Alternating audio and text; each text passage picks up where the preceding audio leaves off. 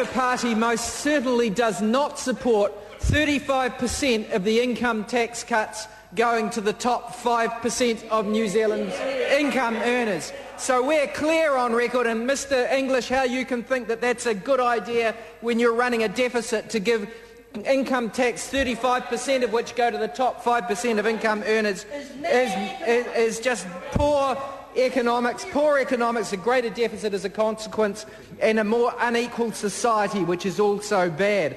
In respect of the misrepresentation by Mr English of the Honourable Annette King's comments, the record has to be set straight. Never has Annette King suggested that GST should come off all rates.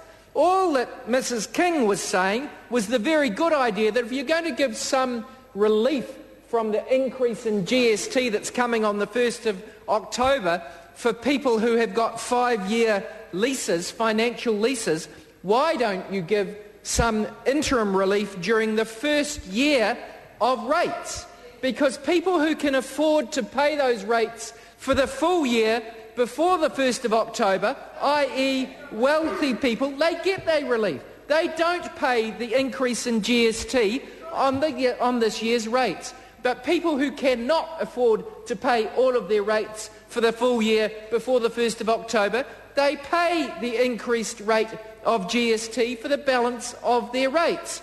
And the Labour Party amendment, which is on the floor of the House and the National Party could vote for if they had the gumption to see this detail, would give that same relief from the increase in GST for this year, not all GST, just the increase in GST this year for the balance of the year. And that is what the amendment from the Labour Party says, not as Mr English tried to tell the House and misrepresent the amendment. It does not suggest that all GST should be relieved from rates.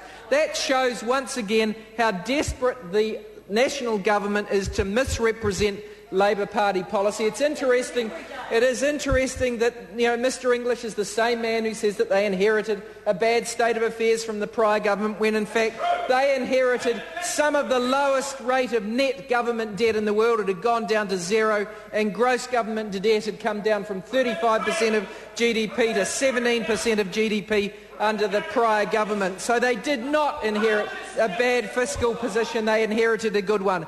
And the position would have been far worse had Mr English been in charge of the Treasury benches during the Labour government, because of course he opposed every budget surplus that we ran that was used to reduce government debt, that was used to start savings into the Cullen Fund, and he said there should have been unaffordable tax cuts. And if New Zealand had done that, New Zealand would have been closer to the position of Portugal, closer to the position of the United Kingdom, closer to the position of Spain, all of which have high government debt and therefore problems that this country does not face.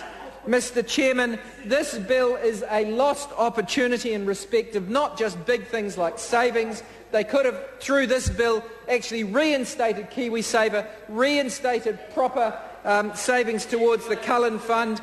Instead, this bill does nothing, and they've got a committee because they've at long last acknowledged that one of the problems in New Zealand is our savings level.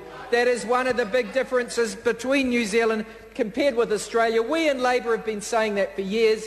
That's why we started government savings by the Cullen Fund and the surpluses we ran. That's why we started incentivising private savings via Kiwisaver, both measures that the national government has undermined, just as they undermined the prior Kirk savings scheme, just as they undermined Mr Peters' efforts in the late 1990s to introduce compulsory savings. So the government has got no coherent plan to bridge the wage gap with Australia. This bill does nothing effective nothing substantial to bridge that wage gap, which continues to grow ever wider, despite the protestations by the National Party to the contrary. Mr Speaker, once again I just reinforce the point that Annette King was making. One small thing that can be done for Kiwis who at present are pushed on their cost of living is to say, in respect of the extra GST, not all GST, the extra GST that is coming on rates for the balance of this year, for those people who can't afford to pay all of their rates for this year by the 1st of October, let's give them the same relief from the increase in GST that those people who have already paid their rates.